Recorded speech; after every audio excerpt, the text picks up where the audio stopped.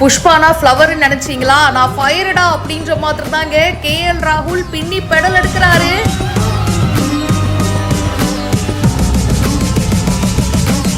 Delhi team ஒரு காலத்துல நாங்க அப்படி இருந்தோம், ஆனா இன்னைக்கு எங்க கதையே வேறன்னு சென்னை சேப்பாக் ஸ்டேடியத்துல காட்டுன்னு காட்டிட்டு இருக்காங்களே. KL ராகுல் இந்த மேட்ச்ல அட்டகாசமா 50 அடிச்சிருக்காரு.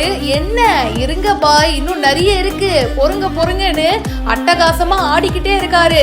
41 பால்ல 68 ரன்கள், 5 பவுண்டரி, 3 சிக்ஸரோட சூப்பரா பேட்டிங் பண்ணிட்டு இருக்காரு. ஓப்பனிங் பேட்ஸ்மேனா வந்த KL ராகுல் அடுத்தடுத்து கொஞ்சம் லைட்டா விக்கெட் அங்க இங்கன்னு போயிட்டு இருந்தாலும் எங்க பவுண்டரி அடிக்கணுமோ, எங்க சிக்ஸர் அடிக்கணுமோ அந்தந்த இடத்த கரெக்டா யூஸ் பண்ணிட்டு ஒரு சூப்பரான ஃபார்ம்ல இருக்காருங்க. மனுஷன் இந்த மாதிரி விளையாடிக்கிட்டே இருந்தாரு, கண்டிப்பா டிசியோட ஸ்கோர் எக்கச்சக்கமா ஏறிடும். அண்ட் அவருக்கு பக்க பலமா ரிஸ்வியும் களத்துல இருக்காரு. என்ன நடக்குதுன்னு பொறுத்து இருந்து பார்ப்போம். நீங்க சொல்லுங்க, இன்னைக்கு யார் ஜெயிக்க போறான்னு நினைக்கிறீங்க? சென்னையா இல்ல டெல்லியா? கமெண்ட் பாக்ஸ்ல மறக்காம ஷேர் பண்ணுங்க. மேலும் பல இன்ட்ரெஸ்டிங்கான விஷயங்களுக்கு இப்பவே ஃபாலோ பண்ணுங்க.